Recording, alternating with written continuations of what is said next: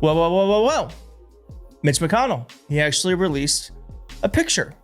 Now, that picture's got a lot of problems. I'm going to walk you through all of them, but it's also just making us ask more questions because it's been more than a month since we've heard from Mitch McConnell. The best we can get is one photo and a written statement. And this photo, you're going to see, it's not looking too great. Now, what's really interesting is this came just after the governor of Kentucky asked for more information. By the way, I don't know what happened. Glow up? I don't know. He's looking pretty good. We might make some news right here, Reverend. Our Republican supermajority has been so worried about me being able to potentially support someone before a special election that they passed not one but two laws. They tried at first to say they could submit a list of 3 people to me from the Republican Party, and I'd have to pick. Now they say I can't fill a vacancy, but I have to call a special election. But here's the thing. There is a Kentucky constitutional provision that says that I appoint all state officers when there's a vacancy. The question is, does that apply to federal offices? Well, before there was ever a law in Kentucky on how this would work, multiple appointments were made by governors assuming under that provision. So if we end up there, and I hope we don't, I hope Senator McConnell will provide proof of life tomorrow and that we could all move on. There's at least going to be probably a little disagreement. So that we can read it. Well, certainly my hope is that Senator McConnell will provide us the assurances that we need. But if he is incapacitated, if there is a vacancy, I will look at my authority as governor to make sure that we are represented as Kentuckians. And certainly I'll take a strong look at that section of our Kentucky Constitution. That's what I'm talking about. Creativity. Finally, some fighting.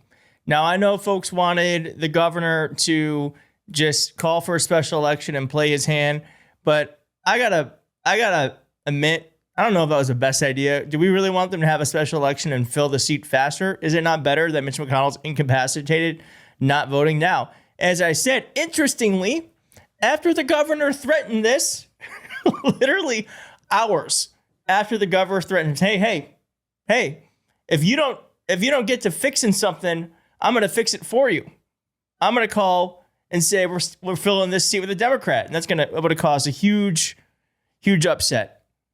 Isn't it interesting, though, that then Mitch McConnell came out of hiding? That's not the photo I wanted to show you, but that's what that mother effer looked like a month ago, okay?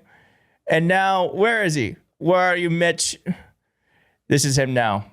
So they released this photo here. Him and Elaine Chao. And do you see what's wrong with this photo? Do you see what's wrong with the photo? Can you tell? Lots of stuff. First off, it is so interesting to me that they were like, Mitch, you got to hold the newspaper. No one's going to know. No one's going to believe it's today. If you don't, people still don't believe. And all right, let's go. Let's just walk through this. Okay. Well, he released, first off, this lengthy ass statement. Writing this. It's not you. Does this guy look like someone writing? Come on.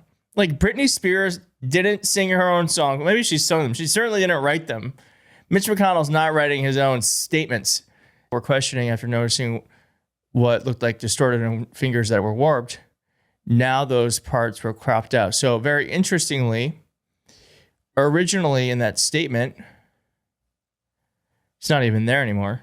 Originally in that statement, they had a picture, and this is the photo that was circulated a lot, but they got rid of it. Now it's not even there at all. They got rid of the picture. All right. Here's an interesting find. Remember what he was wearing? This, right? Well, Adam Cochran says here, an interesting find. Here's a picture of McConnell from May of 2023. Same shirt as today. Same hand bruising too. Slightly long hair versus a picture from the days before his incident. Very interesting. Looks like a... My best judgment. The underlying hospital photo is AI generated, but this particular screenshot is clearly cropped, compressed, and covered with annotations. The supposed oddities around the left hand and newspaper can be explained by cropping. Wider versions reportedly show both more clearly, including a dated newspaper. Major news organizations also reported that the politician's office released the photo with a health statement, although that does not amount to a forensic authentication of every pixel.